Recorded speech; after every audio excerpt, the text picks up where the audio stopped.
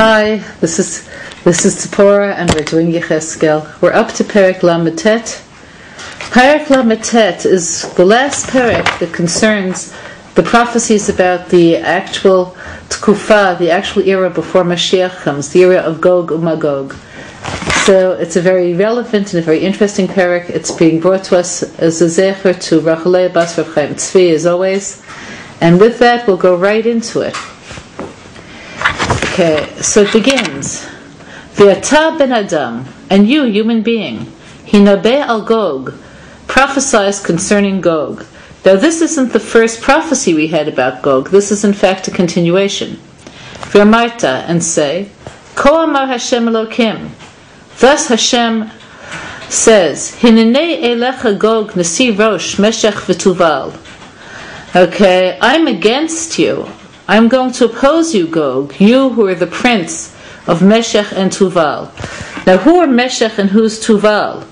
So these are the nations that joined up with Gog in this final war. The idea being that these nations, who in the end actually are they're descendants of what later became the Persians, okay, are going to suffer his fate to at least some degree because of their alliances. V'shechavticha v'shishticha v'alita mi'arketei tzafon v'aviotcha al harei Yisrael. So Hashem says, I'll make you wild, okay, and I'll entice you, and I'll cause you to go up from the furthest points of the north, and I'll bring you to Har Yisrael. So what are we talking about here? So the idea is that Hashem says that He's going to make it easy for them to do what they're planning to do. They're thinking of making what others have called a final solution, and Hashem is going to let them think that that's what's happening. Why would He do this? So the reason why He'll do this is in order to, as we found with Perek, let him suffer the consequences of his free choices. In the end, we just finished Purim here in Yerushalayim. Okay, we'll be saved. But people who seek to destroy us won't. So the fact that the happy ending is in sight doesn't take anything away from their responsibility. So the rule is the way a person wants to be led is how Hashem will lead them. So indeed, these people will be unbridled. It'll be possible for them to do whatever they want, but not to get the results they want. Viketi kashtecha miyad smalecha, and I'll strike the bow out of your left hand. V'chitzacha miyad yaminecha apil, and I'll throw the arrow out of your right hand.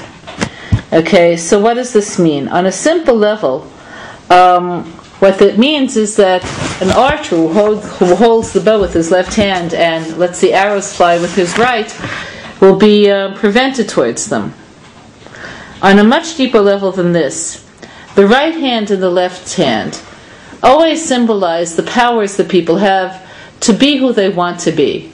One power is strength and severity. When a person wages war, they have to disassociate from the people who they're warring against. They have to come against them with strength and courage and not look back. They also have to feel the justice of their cause. They have to be for whatever they represent. So this is their chesed, their sense of self-preservation, their sense of wanting goodness, in this case for themselves. So there are always two factors involved when we talk about choice making. The side of what not and the side of what yes.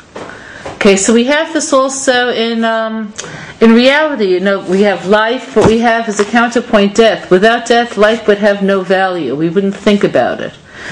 The same holds with true, let's say, hunger and thirst, where the value of being satisfied and being quenched has to do with the possibility of experiencing hunger and thirst. So there's always the force of what you don't want and what you do. So similarly, the nations that war against us, they come at us besmol, opposing us for the sake of opposition, opposing us for the sake of their gain, for various reasons, and also for whatever they represent, for whatever their cultural message is. So we're told that Hashem is going to strike them in both ways. They won't have the strength. With the left you draw inwards, and there won't be the direction, the arrows that fly. Al Harei Yisrael Tipol. You're going to fall on the mountains of Israel. Atav v'chalagafecha, you and all of your branches. V'amim asher itach, and the peoples who are with you. Le'eta tzipor. Kol kanaf v'chayat hasadena taticha lachla. You're going to be, to an ayat might be a vulture, but it's certainly a bird of prey. To those birds, every winged creature, all of the animals of the fields will eat you. Al pnei hasadeh tipol, you're going to fall on the face of the field. Ki ani dibarti nuam Hashem Elokim.